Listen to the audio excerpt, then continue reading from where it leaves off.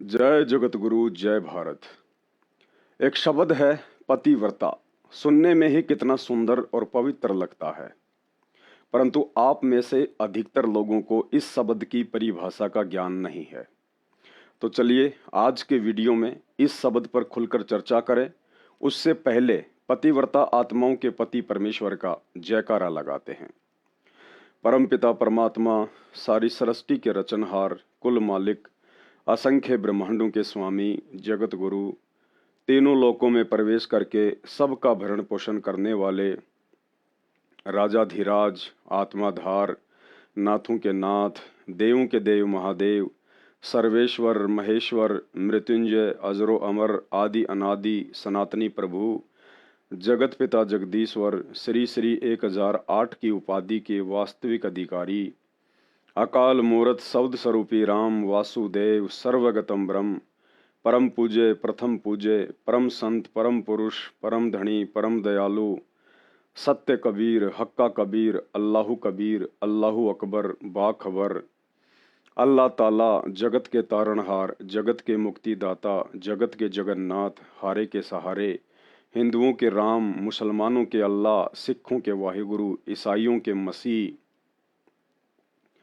दया के सागर दयानिधि, करुणा के सागर करुणानिधि, स्वयंभू परिभू, संकट मोचन, कष्ट हरण, मंगल करण, दुख भंजन, अविगत कबीर, निर्विकार निर्विषम परमात्मा, अलय अलेख सतगुरु, आदि अनादि सतगुरु, असली मर्यादा पुरुषोत्तम, असली राम, असली कृष्ण, असली घनश्याम, असली मुरारी, राजाओं के राजा, महाराजाओं के महाराजा, शहंशाहों के शहंशाह, सम्राटों के सम्राट, भगवानों के भगवान, अल्लाहों के अल्लाह, प्रभुओं के प्रभु, मसीहाओं के मसीह, सच्चे वाहिगुरु, बाबाओं के बाबा, पीरों के पीर, सेठों के सेठ, जगत सेठ, सावड़ सा सेठ, सर्वगुण संपन्न, अनंत कोटि कलाओं के स्वामी, अनंत कोटि ब्रह्मांडों के नायक, योगियों में महायोगी, ध्यानियों में महाध्यानी, सिद्धों में परम सिद्ध, ज्ञानियों में तत्व ज्ञानी, ब्रह्म ज्ञानी, महाज्ञानी, परम ज्ञानी, सर्वश्रेष्ठ ज्ञानी,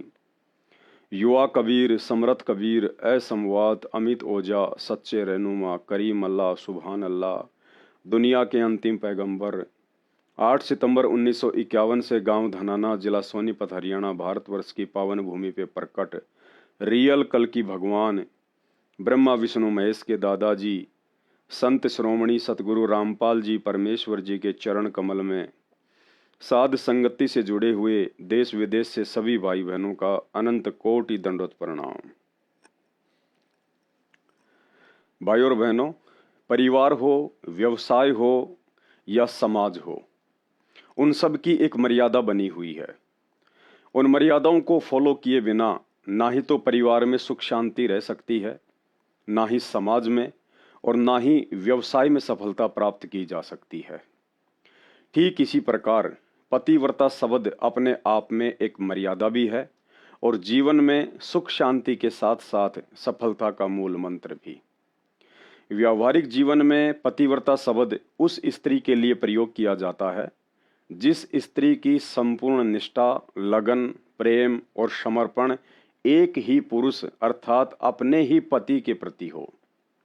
यदि उस स्त्री के सामने दुनिया का सुंदर से सुंदर, धनवान से धनवान, बलवान से बलवान या सोने का भी पुरुष बनाकर खड़ा कर दिया जाए तो भी उसकी रत्ती भर भी आस्था किसी भी गैर पुरुष में ना बने तो समझिए वह स्त्री पूर्णतया पतिव्रता है।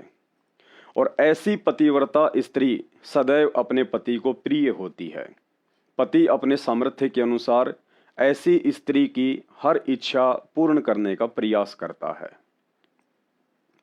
ठीक इसी तरह आध्यात्मिक जीवन अर्थात भक्ति मार्ग में पतिव्रता शब्द उन भगत आत्माओं के लिए प्रयोग किया जाता है पूज्य रूप में जिनकी संपूर्ण निष्ठा, लगन, प्रेम और समर्पण अपने ही गुरुदेव भगवान में होता है।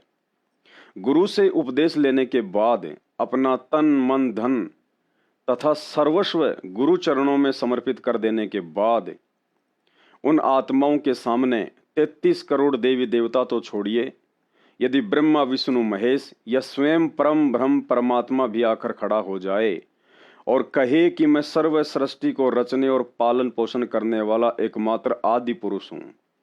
मुझे दंडवत प्रणाम करो, मेरी स्तुति करके अभी तुरंत मन वांछित वरदान प्राप्त करने के लिए मुझे प्रसन्न करो।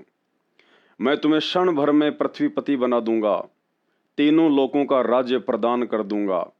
मेनका, हुरम्बा और सची जैसी करोड़ों परम सुंदरी अप्सराओं को तुम्हारी दासियां बना दूंगा। सवारी के लिए अर्श विमान तुम्हारी सेवा में हाजिर कर दूंगा। बस एक बार अपने गुरुजी के साथ साथ मेरी भी जय जयकार कर दो या मुझे दंडवत प्रणाम कर दो।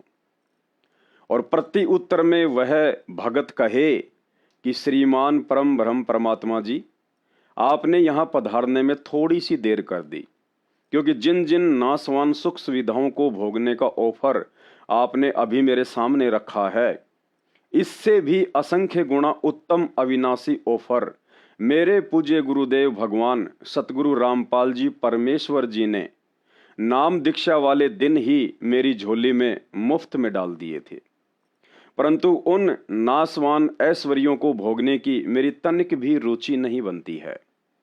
जो आनंद गुरुदेव भगवान के सत्संग सुनने में आता है, जो आनंद उनकी चरण सेवा में आता है, जो आनंद दान धर्म करने में आता है, जो आनंद उनकी भक्ति करने में आता है, उस आनंद के सामने आपके 21 ब्रह्मांड के स्वर्ग और महास्वर्ग के आनंद भी काग की बीट के समान नजर आते हैं।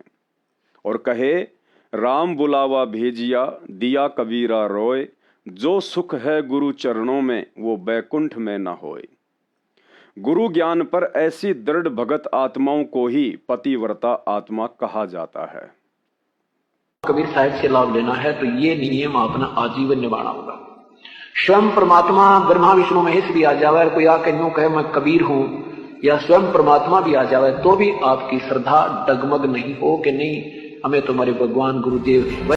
वर्तमान आध्यात्मिक क्षेत्र में परम संत सतगुरु रामपाल जी भगवान के साध संगति से जुड़े हुए सत्सेवक बच्चों के अलावा धरती पर इस तरह की पतिव्रता पद की भक्ति आपको कहीं भी देखने को नहीं मिलेगी।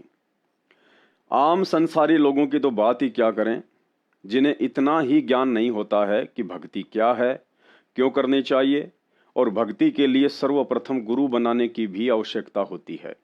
ऐसे संसारी लोगों की भक्ति बिना पैंदे के लोटे के समान होती है।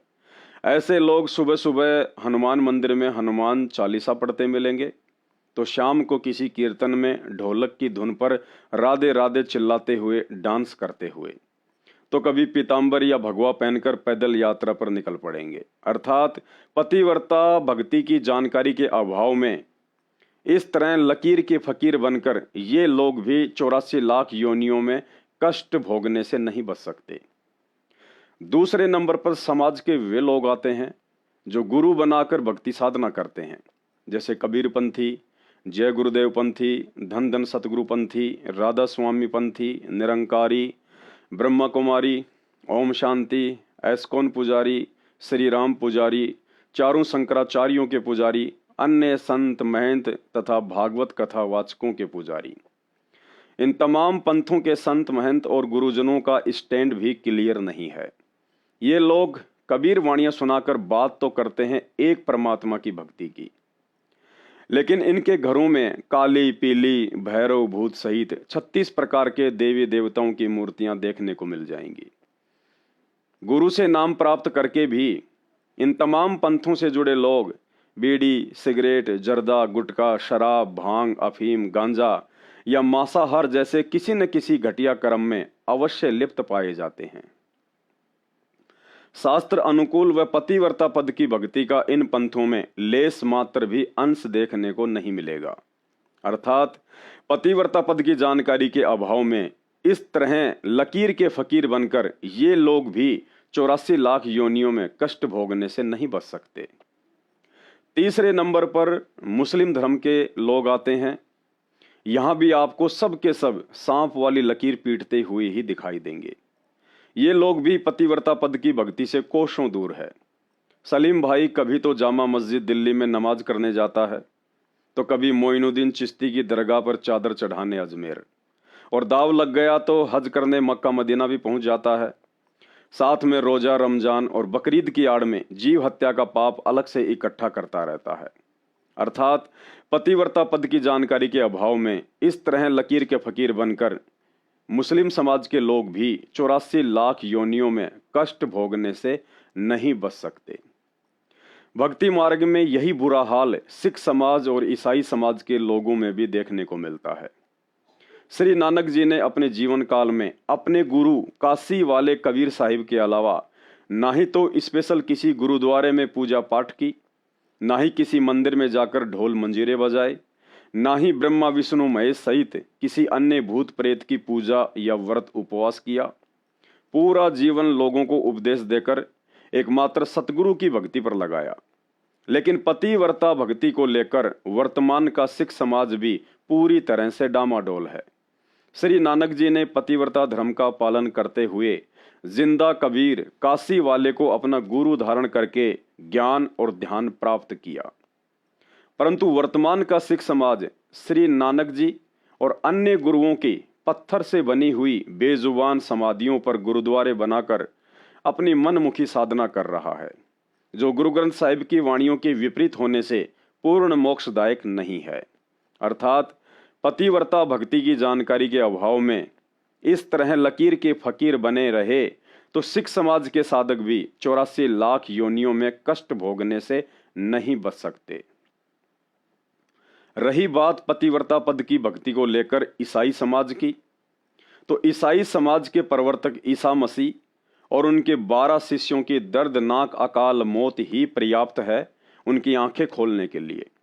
माना कि भक्ति मार्ग पर इंसान को शुरुआत में हल्के फुल्के संघर्ष और दुखों का सामना करना पड़ सकता है, परंतु भक्ति शास्त्र अनुकूल और पतिव्रता पद पर रहकर की जा रही हो तो साधक का अंत स्वर्ग समान होता है।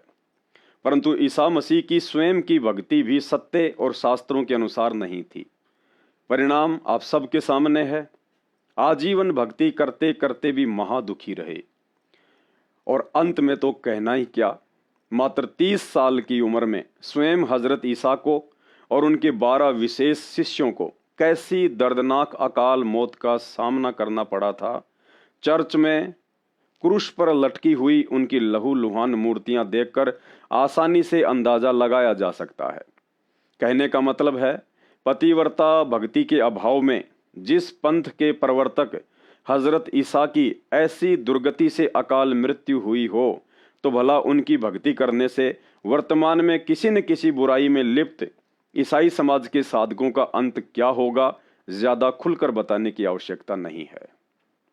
सबसे पहली गलती तो यही रही कि हजरत ईसा ने गुरु धारण किए बिना ही मनमुखी भक्ति साधना शुरू कर दी। दूसरी गलती मांस का आहार करना, क्योंकि बाइबल में प्रमाण मिलता है कि हजरत ईसा गलील के समुद्र से मछली पकड़कर खाया करते थे। तीसरी गलती परमेश्वर का साक्षात किए बिना ही लोगों को आगे उपदेश देना शुरू कर दिया। नतीजन अंत समय में पता लगने के बावजूद भी स्वयं की अकाल मौत नहीं टाल सके। अर्थात पतिव्रता पद की भक्ति के अभाव में इसी तरह लकीर के फकीर बने रहे तो ईसाई समाज के साधक भी 84 लाख योनियों में कष्ट भोगने से नहीं बच सकते। अगले नंबर पर धरती पर प्रकट एकमात्र आदि सनातन धर्म के प्रवर्तक, देवों के देव महादेव, पूर्ण ब्रह्म परमात्मा, जिनका वैदिक नाम कबीर देव है, जो 8 सितंबर 1951 को भारतवर्ष की पावन भूमि पर शिशु रूप में प्रकट होकर लीला करते हुए बड़े होकर सन 1994 से शास्त्रों को आधार बनाकर अपने तत्व ज्ञान का प्रचार प्रसार कर रहे हैं। नाम है परम पूज्य सतगुरु रामपाल जी परमेश्वर जी। उनकी 90% संगत भी पतिव्रता पद की भक्ति से कोसों दूर है। ये बड़े ही दुर्भाग्य की बात है, लेकिन कहते हैं सकल पदार्थ है जगमाही, कर्महीन नर पावत नाही। वर्तमान समय 2024 तक सतलोक आश्रमों से जुड़े हुए 90% साधक उन कर्महीन लोगों की श्रेणी में हैं जिनकी आंखों के सामने गुरु रूप में स्वयं अविनाशी पूर्ण ब्रह्म परमात्मा कबीर देव प्रकट है, परंतु कर्महीनता के कारण संगत मोतियाबिंद की शिकार है। उन्हें अपने गुरु में परमात्मा दिखाई नहीं दे रहा है, अर्थात पतिव्रता भक्ति के आसपास भी नहीं है। जैसा कि आपको पहले ही पतिव्रता की परिभाषा के विषय में बताया जा चुका है कि पतिव्रता आत्मा उसे कहते हैं जिसका एक ही पति हो और अन्य गैर पुरुष में जिसकी सौपन में भी आस्था ना बने। परंतु सतलोक आश्रमों से जुड़ी हुई 90% संगत के एक नहीं, दो नहीं, बल्कि महाभारत की द्रौपदी की तरह 5-5 पति हैं। पहला पति, यह काल्पनिक और बनावटी फोटो जिसे आप कबीर दास के नाम से जानते हैं, जो सन 1398 में बनारस के काशी शहर में आए थे। 120 वर्ष तक अपने तत्व ज्ञान का प्रचार किया और सन 1598 में मगहर से सतलोक चले गए। वर्तमान में सिर्फ इनकी यह बनावटी और काल्पनिक फोटो ही शेष है और दुर्भाग्य से यह कागज का टुकड़ा जिसे संगत अपना पति परमेश्वर मानकर प्रतिवर्ष जून के महीने में कबीर प्रकट दिवस मनाकर पूज रही है, जो ना ही बोलता है, ना ही चलता है और ना ही आशीर्वाद देता है। दूसरे नंबर का पति संत गरीबदास जी की वैसी ही काल्पनिक और बनावटी फोटो, जो सन 1717 में आए थे। लगभग 65 वर्ष तक अपने तत्व ज्ञान का प्रचार प्रसार किया और फिर चले गए जहां भी उन्हें जाना था। लेकिन दुर्भाग्य से सतलोक आश्रमों से जुड़ी हुई 90% संगत इस बेजुबान और असहाय कागज के टुकड़े को अपना पति परमेश्वर समझकर प्रतिवर्ष इनका बोध दिवस मनाकर और अपने घरों व आश्रमों में इन्हें दंडवत करके तथा इनके आगे ज्योति जलाकर धूमधाम से इनकी पूजा कर रही है। तीसरे नंबर का पति पंडित चिदानंद जी की यह फोटो, जबकि सतलोक आश्रमों से जुड़ी हुई 99% संगत को तो इनके जन्म से लेकर अंत समय तक के इतिहास का भी 0% ज्ञान नहीं है। उसके बावजूद भी भेड़ चाल में देखा देखी में इस बेजुबान फोटो को घर पर दरबार साहिब में सजाकर दंडवत प्रणाम करती है और ज्योत जलाती है। चौथे नंबर का पति आदरणीय राम देवानंद जी, जिन्होंने लोक दिखावे में परमेश्वर रामपाल जी के आदेश पर गुरु शिष्य परंपरा का निर्वाह करते हुए उनके मुंह बोले गुरु बनकर अपनी भक्ति करके समय व्यतीत किया, जिनका परमेश्वर रामपाल जी की संगत से कोई लिंक नहीं बनता है। इन्होंने ना ही तो संगत को कभी सत्संग सुनाए, ना ही आशीर्वाद दिया और ना ही इनके आशीर्वाद से किसी का कोई भला होना था और ना ही 90% संगत ने कभी इनके दर्शन किए। फिर भी भेड़चाल में एक दूसरे भक्तों की देखा देखी अपने जैसे एक भगत की फोटो को अपने घर पर दरबार साहिब में रखकर इन्हें दंडवत प्रणाम करती है और इनकी पूजा करती है।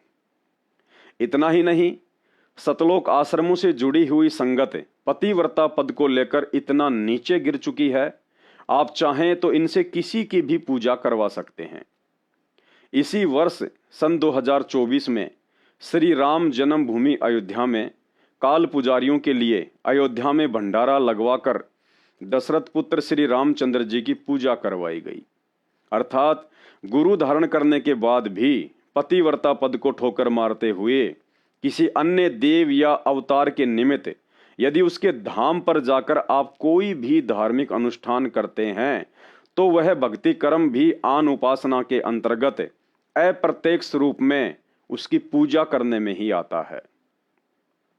वर्ष 2016 में सतलोक आश्रमों से जुड़ी हुई संगत को हरियाणा में आरक्षण की लड़ाई लड़ रहे जाट आंदोलन के समर्थन में बैठा दिया गया। साथ ही सतलोक आश्रम मैनेजमेंट द्वारा सतगुरु रामपाल जी के ज्ञान विरुद्ध मनमानियां करते हुए खुलकर जाट आरक्षण संघर्ष समिति के राष्ट्रीय अध्यक्ष यशपाल मलिक को लाखों में चंदा दिया गया। अर्थात गुरु धारण करने के बाद भी पतिव्रता पद को ठोकर मारते हुए उन भक्तिहीन लोगों के धरने, प्रदर्शन और रैलियों में जाकर उन्हें शारीरिक और आर्थिक रूप से मदद देना भी अप्रत्यक्ष रूप में उनकी पूजा करने में ही आता है। गुरु को तजे भजे जो आना, तापसुआ को फोकट ज्ञाना। अर्थात गुरु की शिक्षाओं को त्याग कर सांसारिक लोगों की कुसंगति में जाकर बैठना गुरुद्रोह की श्रेणी में आता है। संत रामपाल जी ने जो आपको समर्थन दिया, इस बारे में आपकी क्या राय है? हमारा संत रामपाल जी को और उसकी संगत को बहुत बहुत धन्यवाद। और उन्होंने हमें आज 11 लाख रुपए चंदा देकर भी आंदोलन में भी मदद की। और मैं तो ये कहना चाहूँगा कि संत रामपाल जी के ऊपर भी जो जुल्म हुए, और उस जुल्म को जब वे उनके दर्शन करने उनके शरणार्थी जाते हैं तो उस पर भी तमाम अत्याचार किए जाते हैं, लाठियाँ बरसाई जाती हैं। सरकार उनको तंग कर रही, और जो आर्य समाज के और उनके बीच में डिस्प्यूट है उसको भी दूर कराने की कोशिश करेंगे, क्योंकि हम खुद आर्य समाजी हैं। वर्ष 2018 में राजस्थान के अजमेर और हरियाणा के भिवानी जिले में एक सामाजिक संगठन राजपूत करणी सेना द्वारा उन्हीं के समाज के एक व्यक्ति गैंगस्टर आनंदपाल सिंह की मौत की सीबीआई जांच के समर्थन में सभा आयोजित की गई थी, जिसका संत रामपाल जी और उनकी संगत से कोई लेना देना नहीं था। परंतु काल प्रेरणा से संत रामपाल जी के परिवार द्वारा हजारों की संगत को राजपूत करणी सेना के समर्थन में खड़ा कर दिया गया और लाखों में चंदा भी दिया गया। अर्थात गुरु धारण करने के बाद भी पतिव्रता पद को ठोकर मारते हुए भक्तिहीन लोगों के साथ मिलकर ऐसे कर्म करना भी अप्रत्यक्ष रूप में आन उपासना के अंतर्गत गुरुद्रोह में आता है। जयपुर में सरकार ने वादा किया था और उसके लिए भी मैं समर्थन पत्र लेके पहुंचा था। प्रेस कॉन्फ्रेंस में वो समर्थन पत्र हमने सौंपा था कि फर्जी एनकाउंटर की सीबीआई जांच का संत रामपाल जी के लाखों अनुयायी समर्थन करते हैं।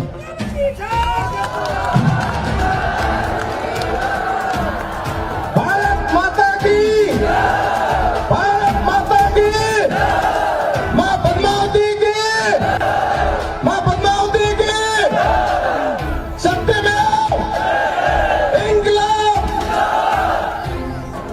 हमारे संत रामपाल जी के लाखों अनुयायियों द्वारा एक सहयोग की राशि दादा सुखदेव सिंह जी को पेश कर रहे हैं। 5 लाख का सहयोग दादा सुखदेव जी को पेश कर रहे हैं। हाल फिलहाल 2024 के चुनाव में संत रामपाल जी के कलयुगी काल प्रेरित परिवार के द्वारा आश्रमों से जुड़ी हुई 90% संगत से खुलकर बीजेपी सरकार का समर्थन करवाया गया। लाखों की संख्या में भक्तों को बसों में भरकर नरेंद्र मोदी की रैलियों में ले जाया गया। अर्थात गुरु धारण करने के बाद भी पतिव्रता पद को ठोकर मारते हुए राजनीतिक लोगों का समर्थन और उनकी रैलियों व सभाओं में धक्के खाना भी काल प्रेरणा के तहत अप्रत्यक्ष रूप में उनकी पूजा और गुरुद्रोह के अंतर्गत ही आता है।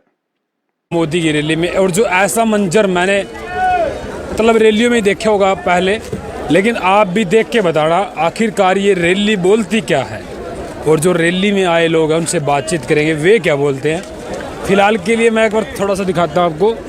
इतना बड़ा ट्रक लेके आए हैं भोजन के लिए, देख सकते हैं आप। हैं जी जी, अच्छा आप मिले थे क्या अभी वहाँ? अच्छा अपना ही चल रहा है। ये देखो भाई, यहाँ पे जो है भंडारा चल रहा है। ये देखो, ये देख सकते हैं आप। आज दिखाते हैं क्या क्या है इसमें। कहाँ से आए हैं? ये सतलोक आश्रम दिनाना धाम से जी। अच्छा, दिनाना धाम से आए जी। कहाँ से आए सेवा? ये दिनाना धाम से जी, सत रामपाल मार से। दिनाना धाम, दनाना धाम से। हाँ जी हाँ जी। अच्छा अच्छा, देखो भाई क्या क्या प्रसाद दे। लस्सी राम, फुल्का राम, लस्सी राम। अच्छा अच्छा, हाँ जी सारा कुछ है जी। लस्सी भी है, सब्जी राम। अच्छा जी, हाँ जी सारा कुछ है जी। लस्सी राम, फुल्का राम, सब्जी राम। ये दिखाइए भाई इसको। और थोड़ी देर 5 ये इस तरफ देखिए, ट्रक में पूरा भरा पड़ा है।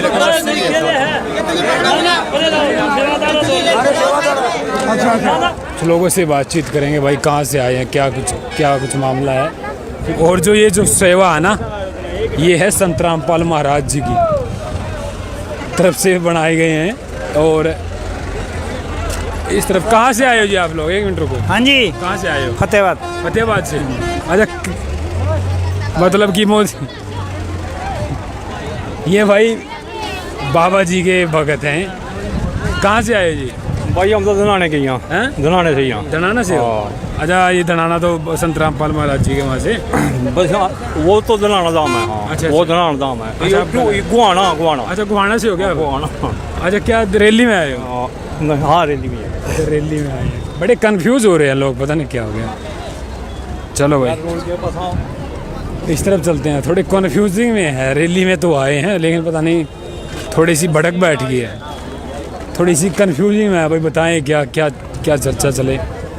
और ये देखिए, ये देखो पूरा का पूरा टैंकर है भाई, पूरा का पूरा टैंकर। इन महिलाओं से थोड़ी बातचीत करते हैं। कहाँ से आए हो माता जी? यहीं से आई बगल से। कहाँ से? मेरी प्रोग्राम को मैं तो भूल जाऊँ। अच्छा अच्छा, बढ़िया बढ़िया प्रसाद। बढ़िया वाला प्रसाद। अच्छा अच्छा, महाराज संत रामपाल महाराज जी की तरफ से। अच्छा अच्छा, संगत भी आई है? हाँ, संगत भी आई। कैसा लगा यहाँ पे? गर्मी में, इतनी गर्मी में आए हो आप? हाँ जी, अच्छा लग रहा है। गर्मी क्या करेगी जब नहीं। आप राम राम जी, कहाँ से आए हो आप? पूरा गई है मैं तो। अच्छा, यहीं के ही है। चलो जी, बहुत बहुत शुक्रिया। चलो भाई, यहाँ पे ये दिखाया आपको मैंने। कितने टाइम हो गया? अच्छा अच्छा, चलो थोड़ा सा और बातचीत कर लेते हैं यार। ये बात नहीं करेंगे, पता नहीं क्यों नहीं बात करते। इधर का और थोड़ा माहौल दिखाता हूँ मैं।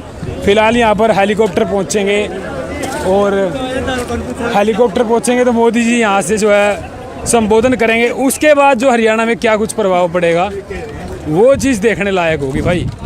फ़िलहाल ये देखो भाई, लोग यहाँ पर उस तरफ एक बस आई है, एक बस आई है, उस तरफ देखते हैं। अरे बस आई अभी अभी आए हो? अभी अभी आए हो?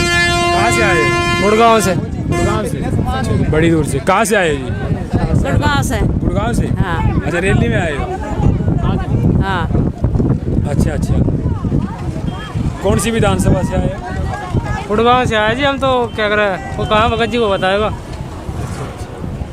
चलो कोई भी बता दो। मोदी जी प्रधान। बाद में बताएंगे भाई, आके अभी धूल मिट्टी उठ रही एक बार बताओगे जी, अपना परिचय दे दो। है। कोई नहीं, बाद में दे देंगे परिचय। कहाँ से आए जी आप? गुड़गांव से। गुड़गांव से। अच्छा, प्रधानमंत्री जी की सपोर्ट में आए हो? हाँ जी, हाँ जी। अच्छा, बनने चाहिए प्रधानमंत्री दोबारा मोदी जी? आ जाओ। अब ये तो सब समय बताएगा, वोट के ऊपर है।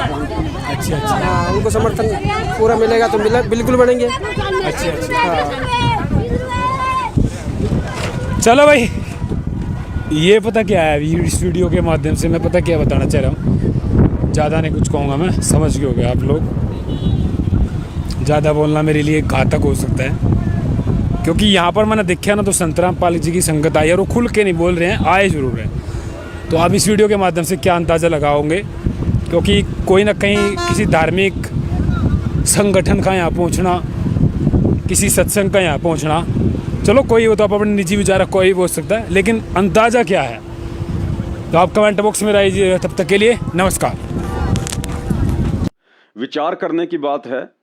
एक तरफ तो सतलोक आश्रमों से जुड़ी हुई नादान संगत इस बात को लेकर हुंकार भरती है कि हम शास्त्र अनुकूल कर्म ही करते हैं, जबकि दूसरी तरफ सतगुरु रामपाल जी को गुरु धारण करने के बाद भी राजनीतिक पार्टियों को समर्थन देना, अयोध्या में श्री रामचंद्र जी के निमित्त होकर भंडारा करवाना, भगत होकर गैंगस्टरों की सीबीआई जांच का समर्थन और जाट आंदोलन में कुपात्रों को चंदे के रूप में लाखों रुपए देना आदि आदि कुकर्म कौन से शास्त्रों में लिखा है कि शास्त्र अनुकूल भक्ति कर्मों के अंतर्गत आते हैं।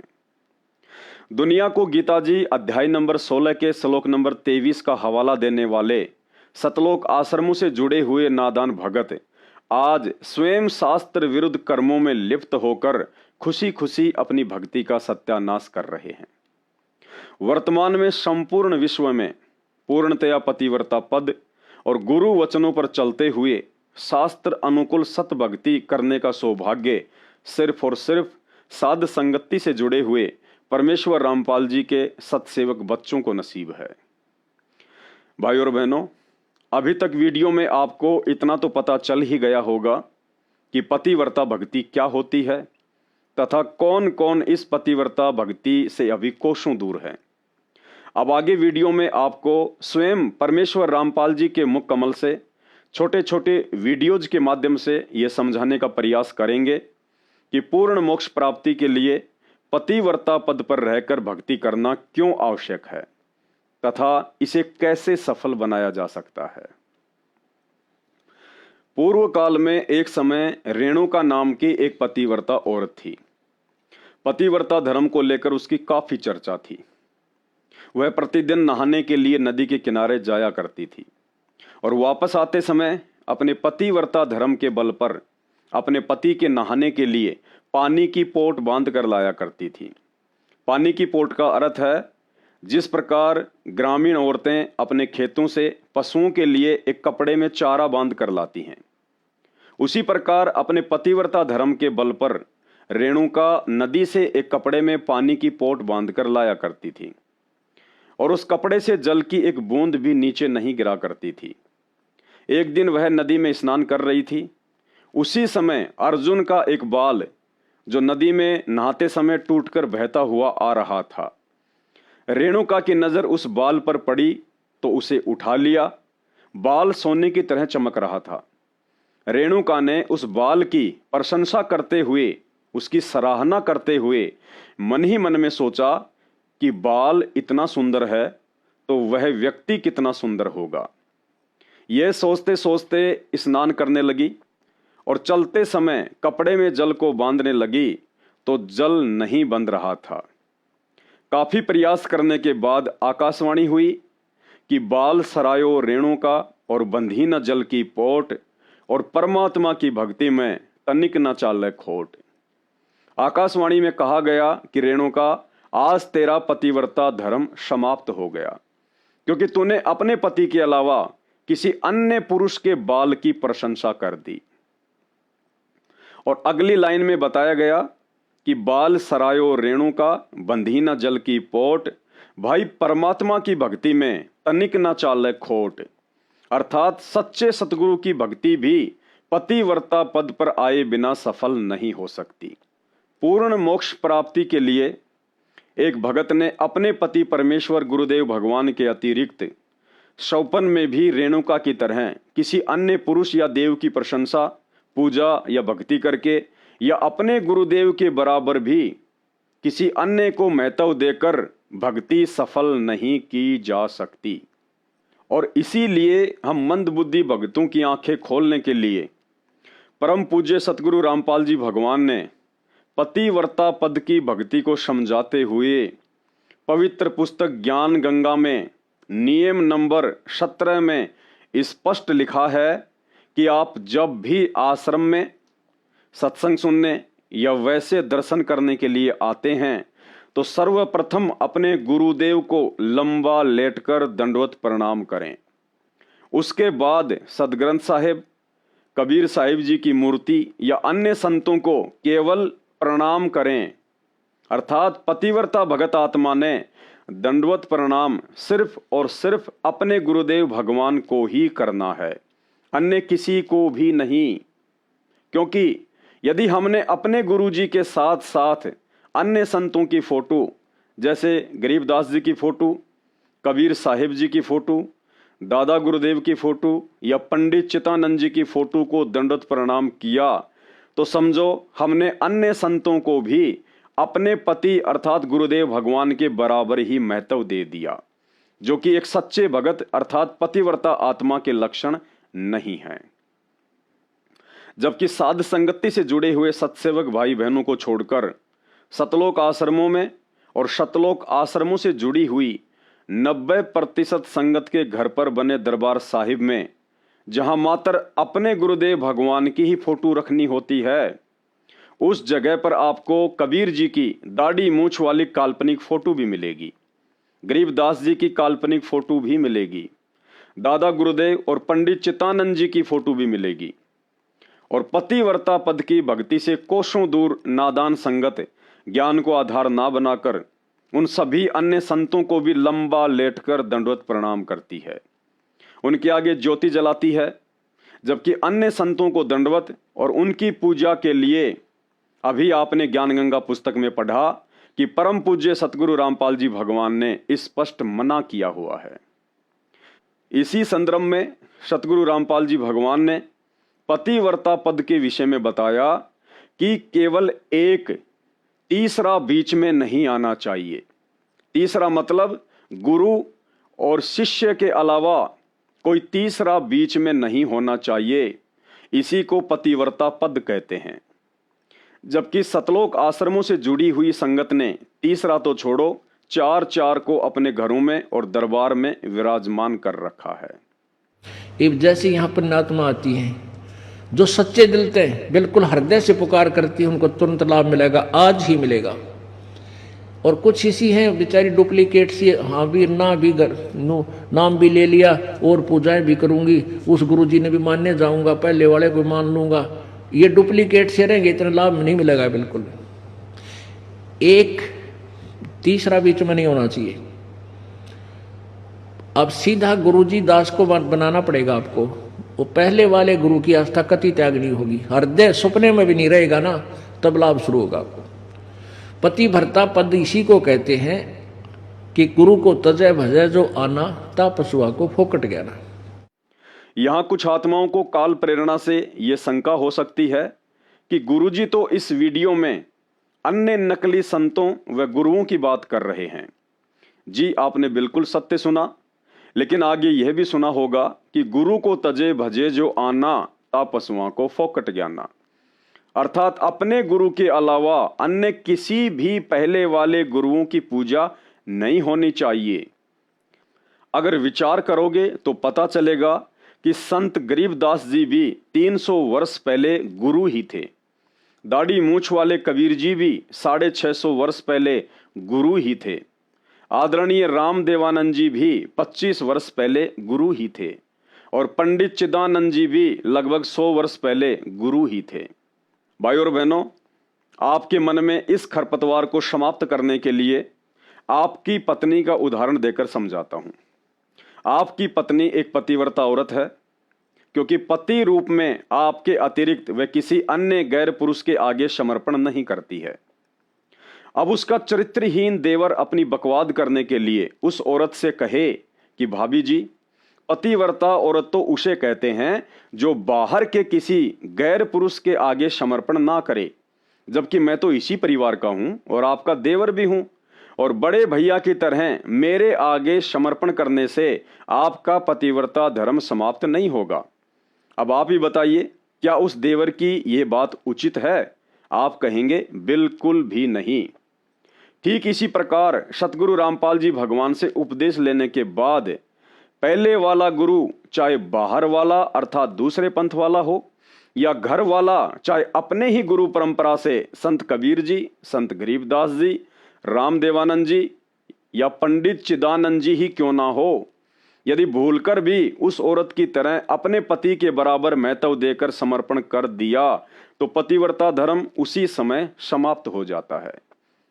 ठीक इसी तरह भूलकर भी अपने पति परमेश्वर सतगुरु रामपाल जी की फोटो के साथ दरबार साहिब में कबीर जी की दाढ़ी मूछ वाली काल्पनिक फोटो, गरीबदास जी की काल्पनिक फोटो, दादा गुरु की फोटो या पंडित चिदानंद जी की फोटो रखी, या उन्हें दंडवत प्रणाम करते हो या उनके आगे ज्योति जलाते हो, तो समझो आपका पतिव्रता धर्म खंड खंड है। और यही कारण है कि भक्ति करते करते भी आप पूर्णतया सुरक्षित नहीं हैं। आपके ऊपर कभी भी कर्म की मार पड़ सकती है, आपकी कभी भी अकाल मृत्यु हो सकती है, क्योंकि आप अपने गुरु के ज्ञान को आधार बनाकर पतिव्रता पद की भक्ति नहीं कर रहे हैं। सुनिए वही सत्संग एक बार फिर से।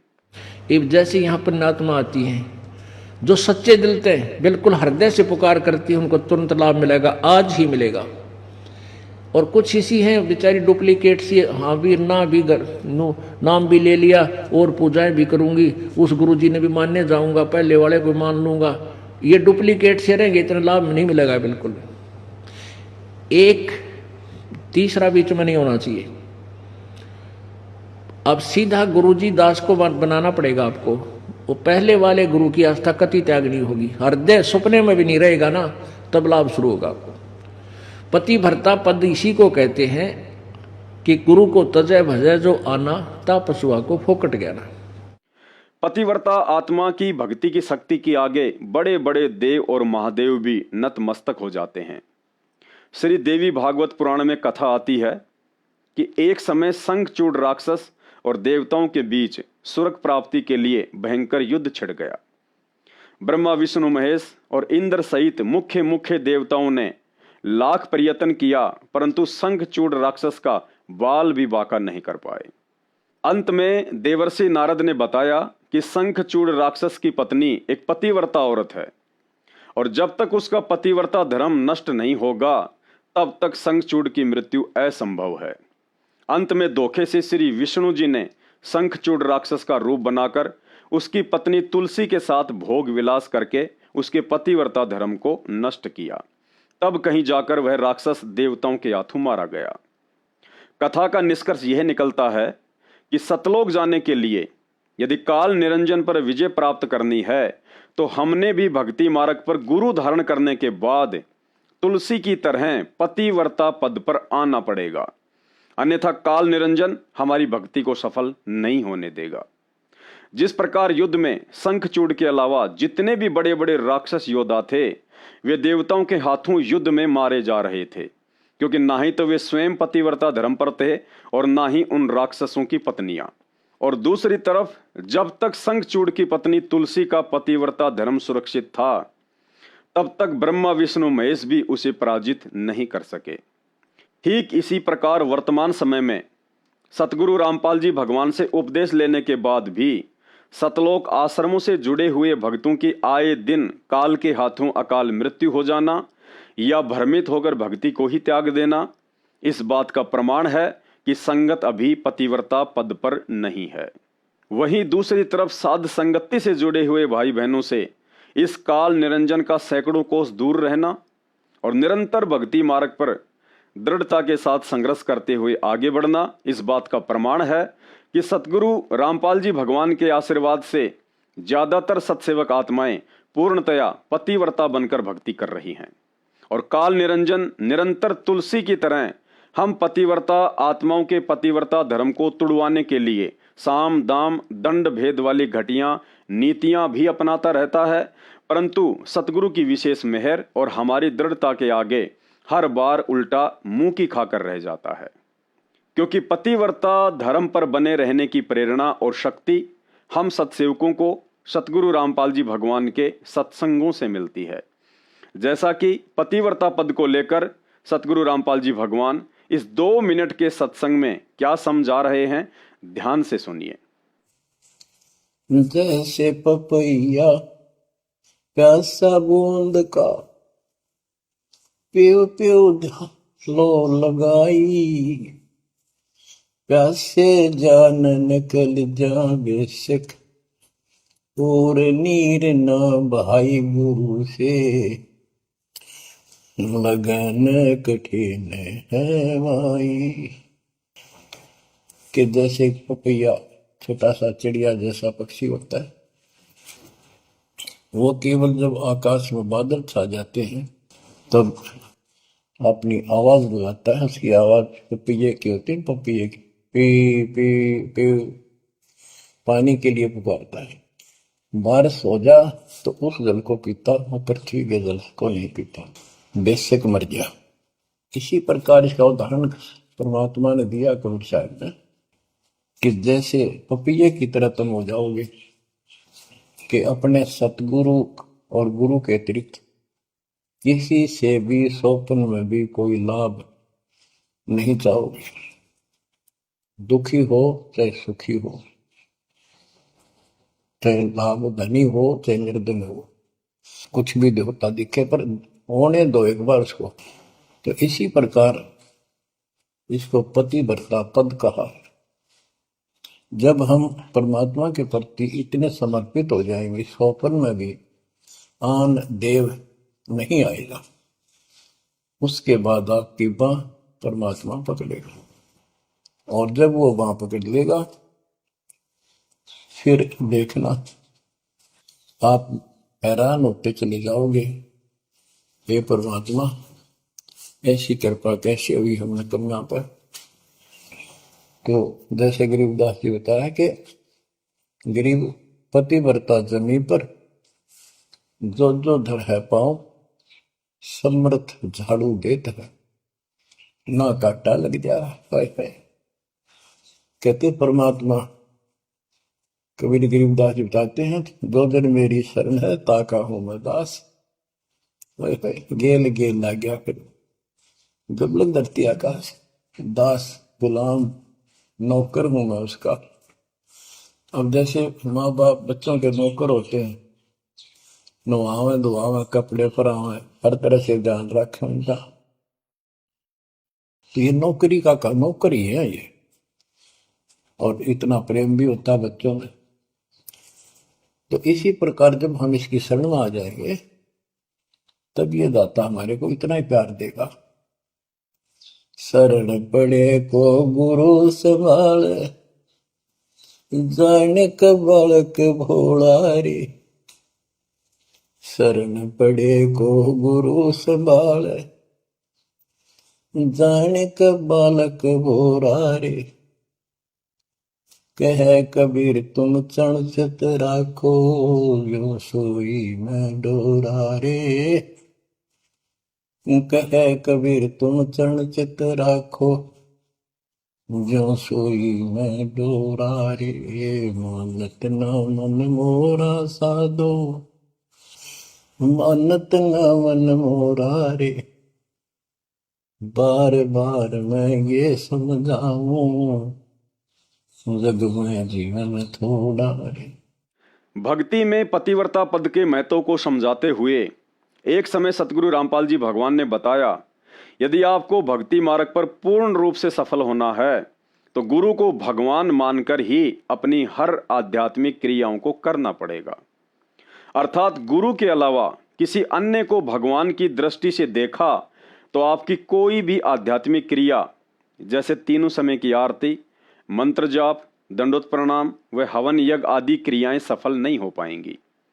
और गुरु को भगवान माने बिना आपके अंदर ना ही तो विनम्रता आ सकती है और ना ही आपका अंतःकरण साफ हो सकता है।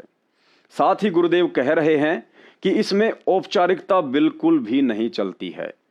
औपचारिकता का मतलब गुरु को भगवान मानने का दिखावा करना।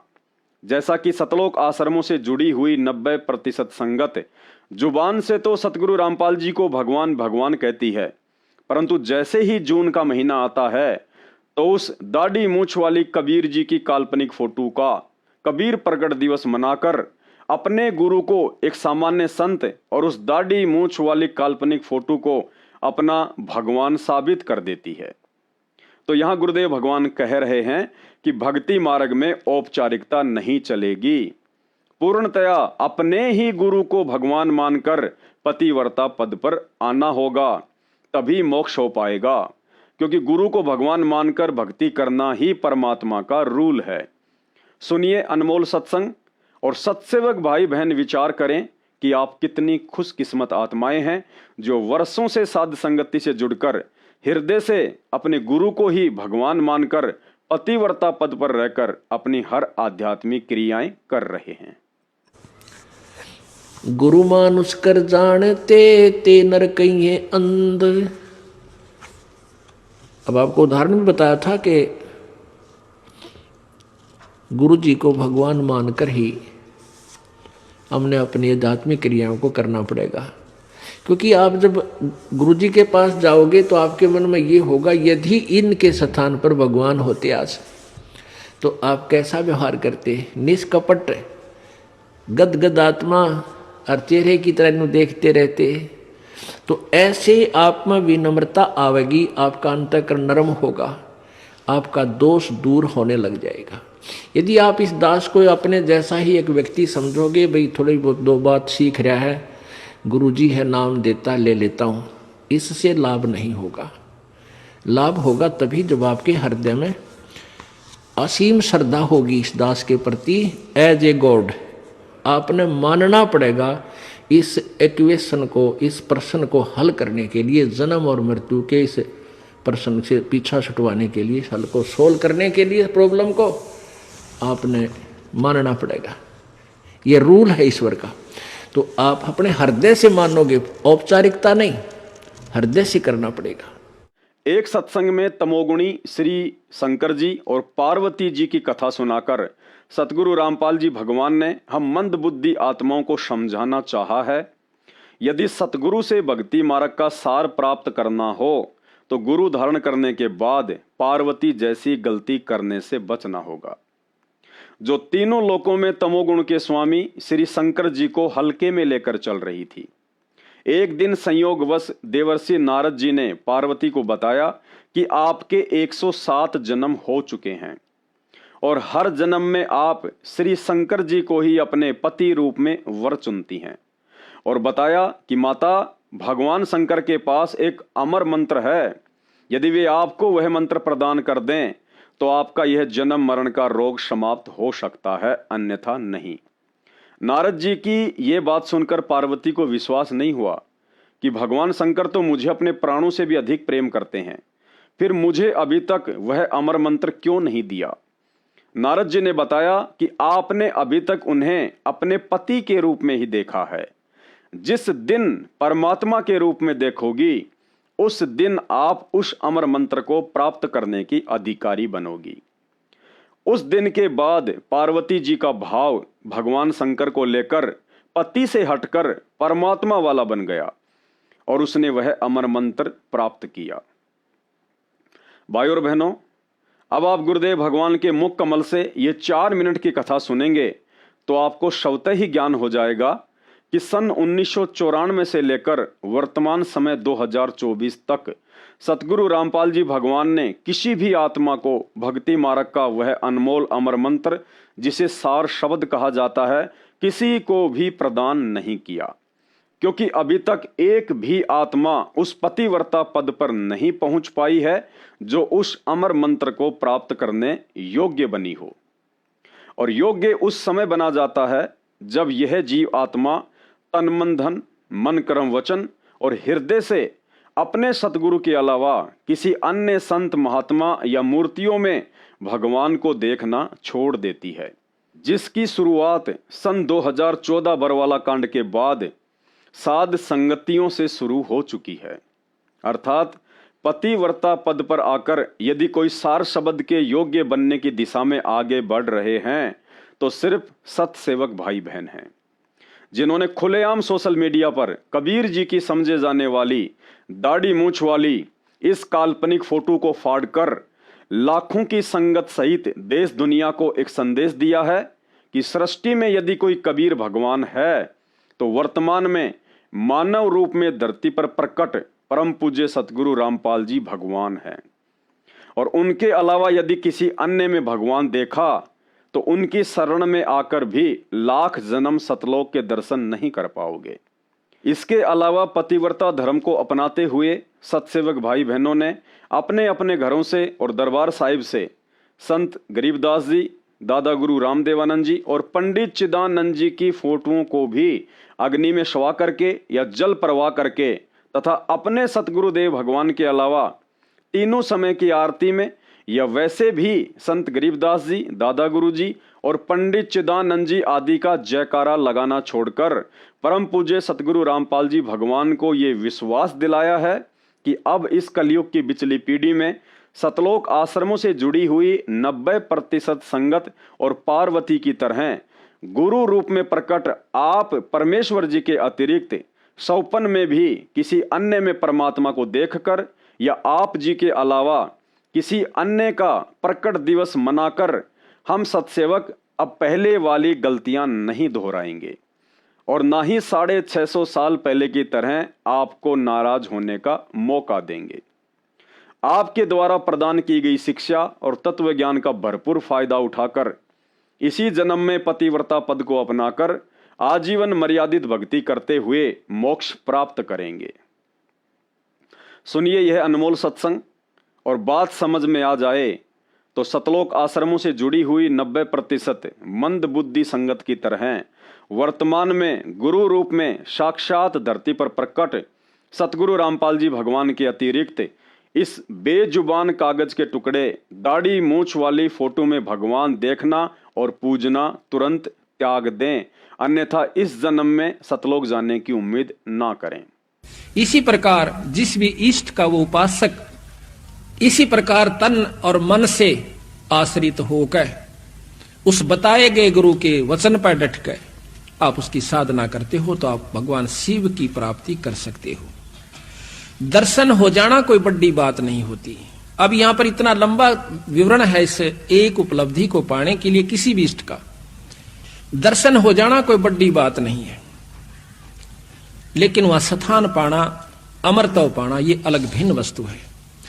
कहते हैं 108 जन्म पार्वती माता के हो लिए थे। 108वें जन्म में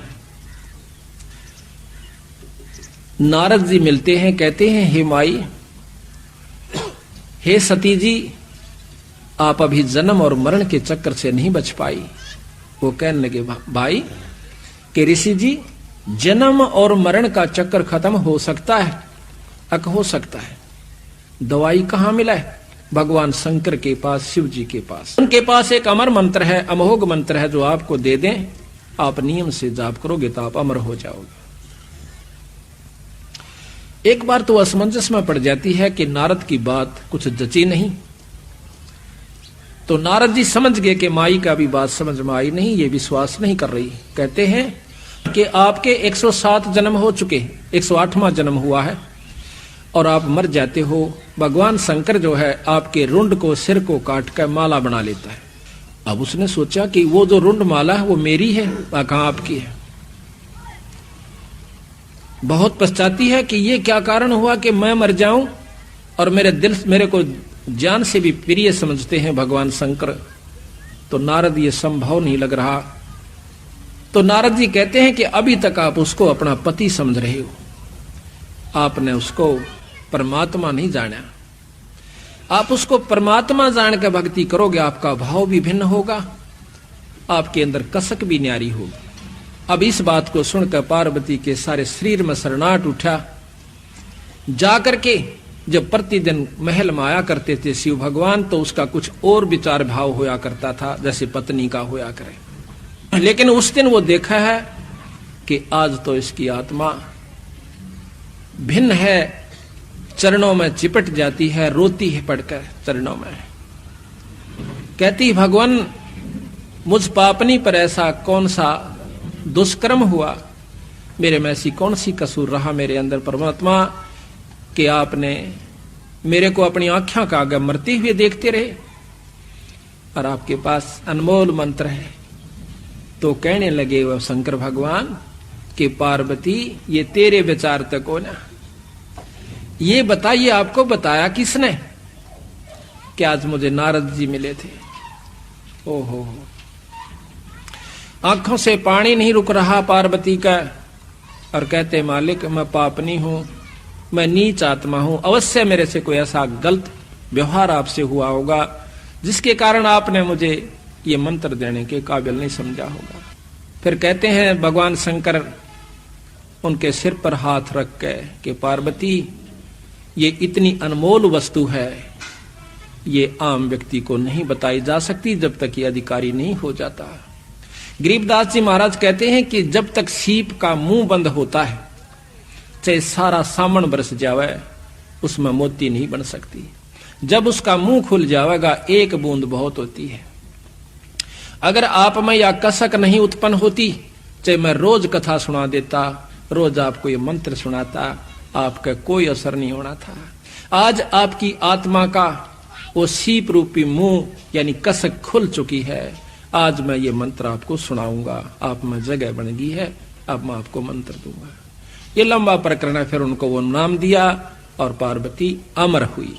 नादानी और अज्ञानता में सतलोक आश्रमों से जुड़े हुए समझदार भाई बहन तो इस वीडियो में सतगुरु रामपाल जी भगवान के सत्संगों से प्रमाणित करके बताई गई बातों को आंखों देखकर स्वयं ही निर्णय कर लेंगे कि भक्ति और मर्यादा सतलोक आश्रमों में है या साध संगतियों में। परंतु कुछ मंदबुद्धि भक्तों के मन में काल प्रेरणा से यह सवाल खड़ा हो सकता है कि यह पवनदास बार बार कबीर जी की फोटो को ही हटाने की बात क्यों करता है, ब्रह्मा विष्णु महेश और दुर्गा आदि की फोटो के लिए क्यों नहीं बोलता। भाइयों और बहनों, विचार करो, सन 1994 से सतगुरु रामपाल जी भगवान द्वारा कबीर जी की जिस दाढ़ी मूंछ वाली नकली फोटो को परमात्मा बताकर भक्ति करवाई जा रही है, क्या आज उसी कबीर जी की दाढ़ी मूंछ वाली फोटो को पवन दास के कहने पर हजारों भगत फाड़ फाड़ कर अपने घरों से बाहर निकाल देंगे? ऐसा तभी संभव है जब स्वयं सतगुरु रामपाल जी भगवान ऐसा चाह रहे हों। अर्थात पवन दास तो संदेश देने के लिए एक यंत्र की भांति निमित्त मात्र बना हुआ है। बाकी सारा खेल गुप्त रूप में सतगुरु रामपाल जी भगवान स्वयं ही खेल रहे हैं। करे करावे सतगुरु, मन में लहर उठा, दादू सिर धर जीव के और आप बगल हो जा। और यह सारा खेल इसलिए खेला जा रहा है क्योंकि सतगुरु रामपाल जी भगवान को अच्छे से पता है कि मेरे से यह अनमोल तत्व ज्ञान और सृष्टि रचना सुनने के बाद मूर्ख से मूर्ख भगत की आस्था ब्रह्मा विष्णु महेश या अन्य देवी देवताओं में नहीं बन पाएगी। परंतु मैंने अपने आप को कबीर भगवान का भेजा हुआ दास रामपाल दास बताकर और इस दाढ़ी मूंछ वाली फोटो को कबीर भगवान बताकर जिन जिन आत्माओं को भक्ति मार्ग पर लगाया है, इन सभी आत्माओं की आस्था इस दाढ़ी मूंछ वाली कबीर जी की नकली फोटो में दृढ़ हो गई है कि यही असली भगवान है। और उधर काल निरंजन ने अपनी सूझबूझ से इन आत्माओं को त्रिकुटी पर ठगने के लिए कबीर जी से उनका वह दाढ़ी मूंछ वाला रूप धारण करने का वरदान भी मांग रखा है। सुनिए पहले 40 सेकंड का यह अनमोल सत्संग, जिसमें काल निरंजन ने कबीर परमात्मा से उसका दाढ़ी मूंछ वाला रूप धारण करने का वरदान मांग रखा है। वचन भर लो, वचन भर लिया, अकबर लियो भाई।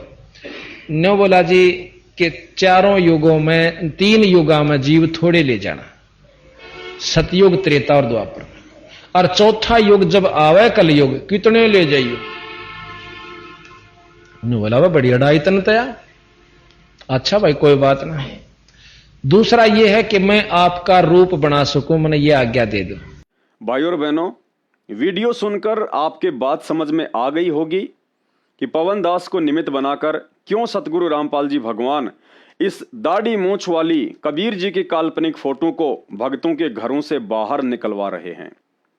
क्योंकि संगत की आस्था इस दाढ़ी मूंछ वाली कबीर जी की फोटो से हटकर यदि एकमात्र अपने गुरुदेव भगवान में नहीं लग पाई, तो शरीर छूटने के बाद जब हम त्रिकुटी पर जाएंगे तो काल अपने उस वरदान का फायदा उठाकर इसी दाढ़ी मूंछ वाले कबीर जी का रूप बनाकर हम भगत आत्माओं को अपने पीछे पीछे नकली सतलोक में ले जाकर बैठा देगा। क्योंकि हम तो आजीवन इसी दाढ़ी मूंछ वाली फोटो को भगवान मानकर भक्ति कर रहे हैं। इसलिए त्रिकुटी पर जब यही रूप धारण करके काल आएगा तो हमारे मन में शंका की गुंजाइश ही नहीं होगी कि कबीर परमात्मा के रूप में यह काल भी हो सकता है। सत्संग एक बार फिर से सुन लीजिए। वचन भर लो, वचन भर लिया, अकबर लियो भाई। न्यो बोला जी कि चारों युगों में 3 युगा में जीव थोड़े ले जाना, सतयुग, त्रेता और द्वापर, और चौथा युग जब आवे कलयुग कितने ले जाइयो। न्यो बोला वह बड़ी अड़ाई तन तया। अच्छा भाई कोई बात नहीं। दूसरा यह है कि मैं आपका रूप बना सकूं, मैंने ये आज्ञा दे दो। भाइयों और बहनों, इस दाढ़ी मूंछ वाली कबीर जी की समझे जाने वाली नकली फोटो को आप भक्तों के घरों से हटवाने में मेरा कोई स्वार्थ नहीं है, बल्कि आपका हित अवश्य है। दास तो केवल सतगुरुदेव भगवान की प्रेरणा से अपनी ड्यूटी अदा कर रहा है और करता रहूंगा, चाहे कोई समझे या ना समझे। भाइयों और बहनों, भक्ति मार्ग की एक और अटल सच्चाई सतगुरु प्रेरणा से दास आपको बता रहा है। सतगुरु रामपाल जी स्वयं ही पूर्ण ब्रह्म परमात्मा कबीर देव हैं, इसमें कोई संशय नहीं है। परंतु जो लीला सन 1951 से स्वयं को छुपाकर कर रहे हैं, अंत तक वही लीला करते रहेंगे। अर्थात स्वयं को कबीर जी का भेजा हुआ दास ही बताते रहेंगे।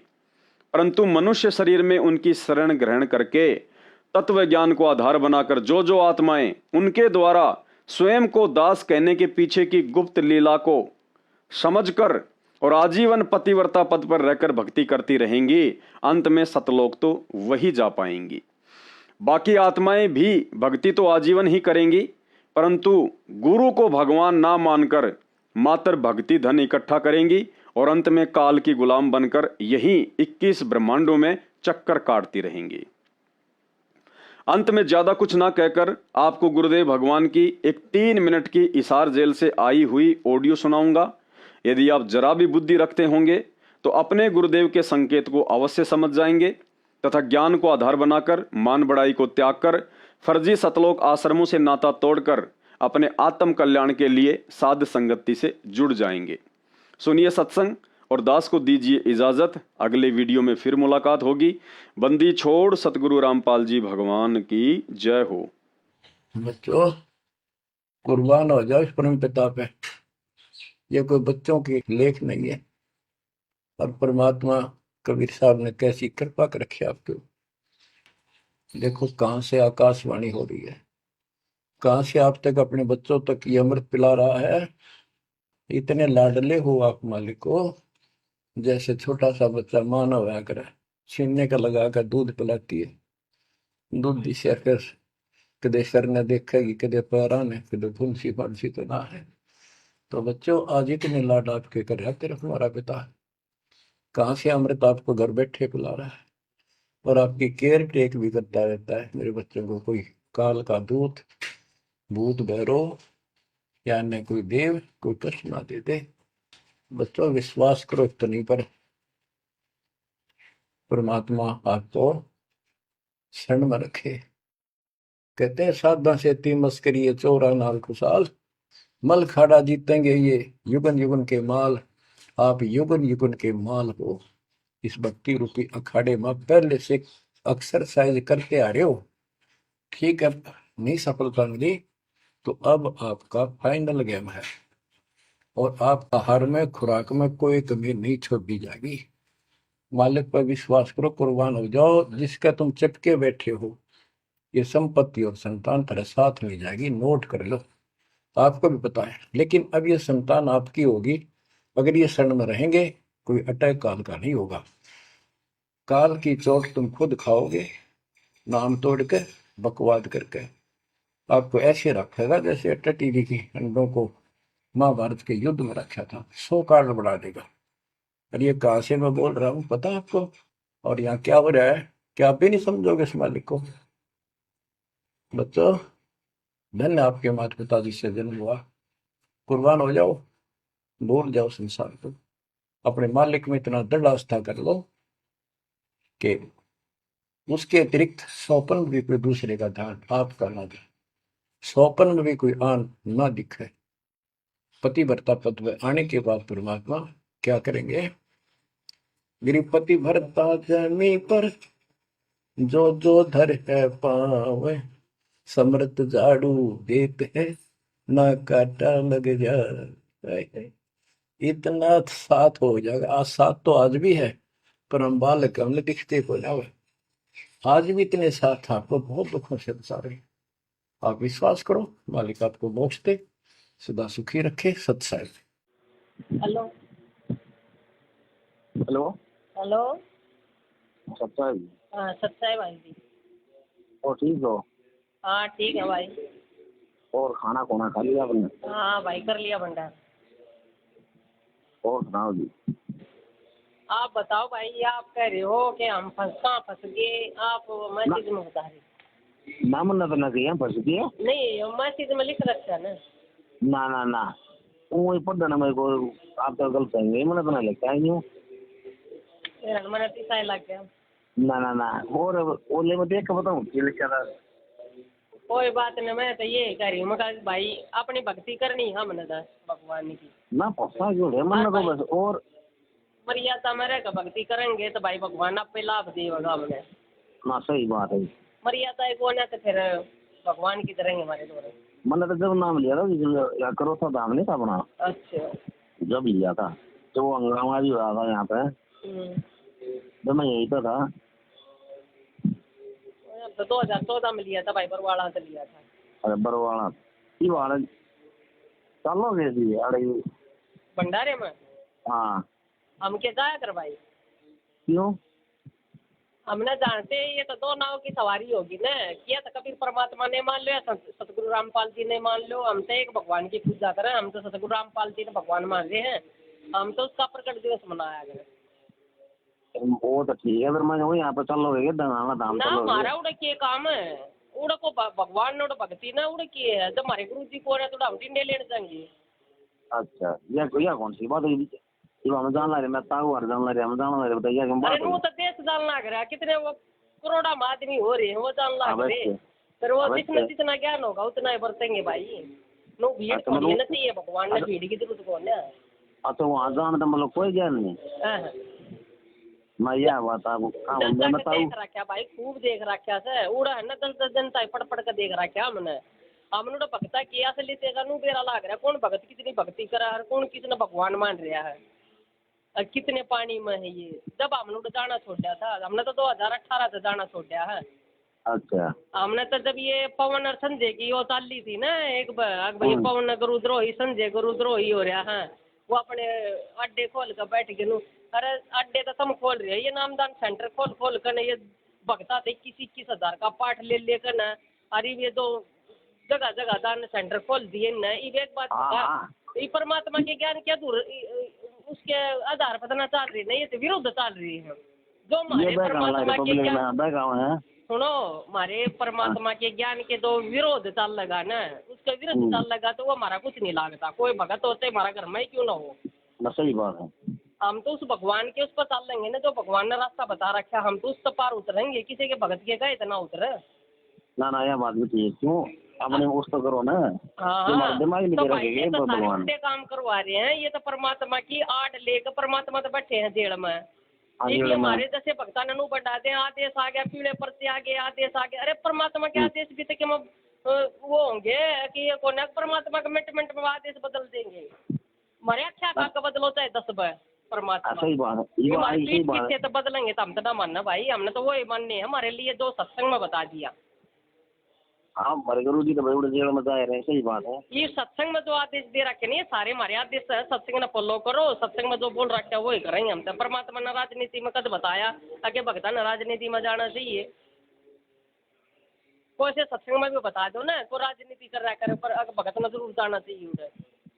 अरे जब भक्ति करनी हर भगवान चाहिए, सतलोक जाना है। एक बात बताओ, जो गुरु जी जब आओगे, गुरु जी आओगे तो कौन रोक देगा? बस यह बात गुरु जी आओगे कौन से इनके आश्रम में आओगे? यही बात सुनो, अरे वो मतलब जितने भी भगत भाई जान, जितने भी दासी जान, सब ना एक सा ज्ञान थोड़ी है। वही तो कहूँ, वही भगत छटेंगे जिन ज्ञान हो गया और भगवान न मानेंगे ना, वो तो अपने घर में बैठ कर भक्ति करेंगे और भगवान को घर में ही भोग लगाओगे। एक बात बताओ, कृष्ण जी ने चावल का भोग नहीं लगा लिया जब तक सुदामा का भी उदाहरण ना होया था ना होया। तो ये सतगुरु रामपाल जी ने सतगुरु का है तो सतगुरु का कहना छोड़ दो। जब उसका कुछ लाभ नहीं होना तो कबीर परमात्मा से लाभ होना है। जो 600 वर्ष पहले आए थे उस नकली फोटो परमात्मा ने सत्संग में भी बता रखी है कि ये तो ईजेमन है, ये हाथ से बनाई उड़ है, ये तो वर्तमान में देखा नहीं। अरे मैं जो बताऊं उसने तो मानो नहीं, तो बात किस तरह बनेगी? तो परमात्मा हु इज गॉड परमात्मा सतगुरु रामपाल जी बैठे हैं, वो सत्संग मनु भी बोल गए, फिर भी हमारे भक्ता की आंख ना खुलती। अगर हु इज गॉड कौन है? सतगुरु रामपाल जी है भाई। मनु को इतना और कर लो, इनके नामदान सेंट्राला का पीछा और छोड़ दो। ये इनका न परमात्मा के भाई से बेटा से जमाई से रे, ये कोई भक्ति नहीं करता भाई न मत है। ये खाली खान खा के भगत से ये अपनी कमाई पर लाग रहे नामदान सेंटर खोल कर इन भक्ति तर भगवान तो कोई मतलब नहीं। न गुरु तो मानने है, कोई ना भगवान की तो मानेंगे इन तो कोई अपना बाप मान रहा है, कोई अपना फूफा मान रहा है, कोई अपना मामा मान रहा है। ठीक है, वो तो परमात्मा ने कह रखी है। और जो बिंद के होंगे ना वो ना पहचाने, जो नाद के बच्चे हैं ना मैंने वही पहचानेंगे। तो नाद के हम हैं, वो बिंद के हैं परमात्मा के, वो ना पहचाना परमात्मा ने। इनके पीछे लागना भाई, ये दो जितनी भी कर रहे हैं ना बकवाद कर रहे हैं कति नामदान सेंटर पर। इन राजनीति में उनमें भक्ता के कति कर्म फड़वा दिए, वो स्टेडियम खोल दिया जब खेल का। तो परमात्मा कद खेलन भक्ता ने भक्ति करवाएंगे, वो सतलोक क्यों करने के जाएंगे जब ये खेला में बढ़ गए थे।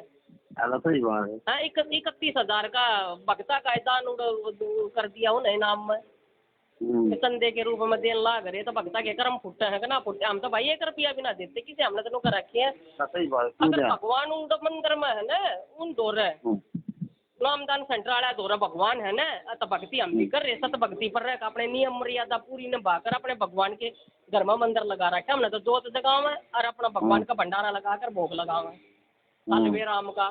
और अपना 42 मिनट की आरती है ना, तो परमात्मा उसमें आश्रम में गाया करते, वो अपने हाड़ पूरा कुंबा खड़ा होकर आरती कर रहा है, कति रोम रोम खड़ा हो जा भाई, कति रोम रोम परमात्मा कति राजी है। और आज तक उस दिन तक लेकर ना भाई, मेरे कति दमे की बीमारी थी, उस दिन तक आज तक एक गोली नहीं खाती। अच्छा हाँ दमाई आप रोक के हो हैं, मुझे ठीक ठाक हो गए, कति एक दवाई भी ना लेते ना, नशा में टीके लग गया करते। अच्छा अच्छा हाँ एक कोई नु कहने छोटी ही गोली ले ले, हम तो वो छोड़ रखे, हमने तो कर रखी है, मरेंगे जब और जीवेंगे जब परमात्मा के चरणों में। हमने ना डॉक्टर की जरूरत, हमारा डॉक्टर था मैंने वैद्य मिल गया, हमारा तो सब जमा यो ही करेगा। हाँ माँ भी इतना विश्वास है भाई, अगर कोई नू को है ना चाहे हमारा सर धड़ करता हो, चाहे हमारे घर में कुछ भी हो जाए, तो नून तो नून हो जाए, दो मर्यादा परमात्मा ने बता रहा कि नून तो नून नहीं होगा, जिसे बेशक छोरा मरो चाहे बहु मरो।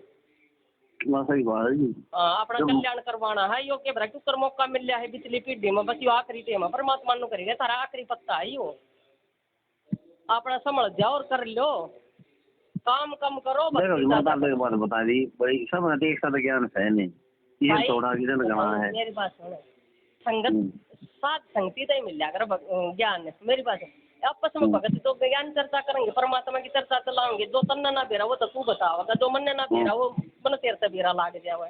नू आपस में ज्ञान पर चर्चा की भगवान परमात्मा करवानी हो है खान के हैं, और बस सेवा कर लो, वो कर लो, नू कर दो, परमात्मा का आदेश है, सारे पर खुश हो रहा है परमात्मा ने।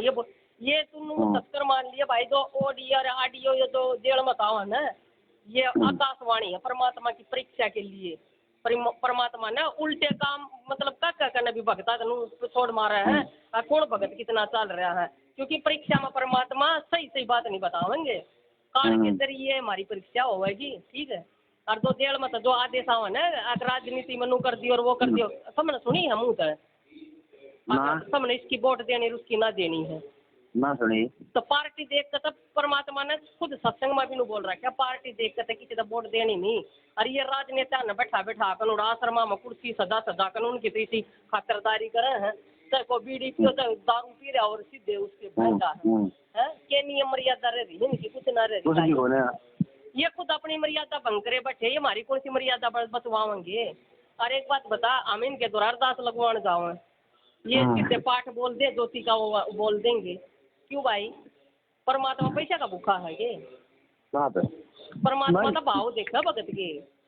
यह बात भी सुनी थी जो कंपनी में जाए उन्हें बोले भाई उड़े वो रखा हो रामपाल मारा मैं किए भाई बताइए ना, बोला जो करी तू काम करे कंपनी में करूँ भाई, बोला कल 15,000 रुपये मतलब मिलना है भाई, बोला वह भगत इसे उसने जाकर दे दें जाकर रामपाल मारा भाई, हमने तो ना दिया नहीं दान देना तो वो तो परमात्मा रख नहीं, दान तो देगा, लेकिन परमात्मा ने ये भी तो बोला ना कुपात्र के हाथ में दान नहीं देना, तो ये कौन से कुपात्र हैं, ये तो ना ये कौन से सुपात्र हैं, ये तो कुपात्र हैं। सुपात्र तो वो आया कर है, परमात्मा तो स्वभाव को सुपात्र ना है इस लोक में। मैंने तो उससे बता दी मैं भाई, बात इसी है अपने हिसाब से अपने उस मर्जी का दान देना तो कहे क्या करना मांगे तो भाई मतलब दान देना दे तुम अपनी इच्छा से करो, लेकिन नामदान सेंटर आप मत करो, आपने संकल्प कर लो कि परमात्मा जब भी आओगे आपके हाथ में देंगे। 1 मिनट रुकिए, फोन आओ, 1 मिनट रुको। अब आपका फाइनल गेम है, इन बातों को हल्के बना लेना, ये मकसद ना मैं वैसे ही कह रहा हूँ, कति प्रमाणित 1 नंबर की सारी सच्चाई आपका फाइनल जीवन है। ईब के आपने कति कुर्बान होना पड़ेगा, क्योंकि आपको सभी फाउल पॉइंट पता लग गया और कैसे कैसे हम इस स्थिति तक पहुंच चुके हैं। अब क्या आप अब भी धोखा खाओगे?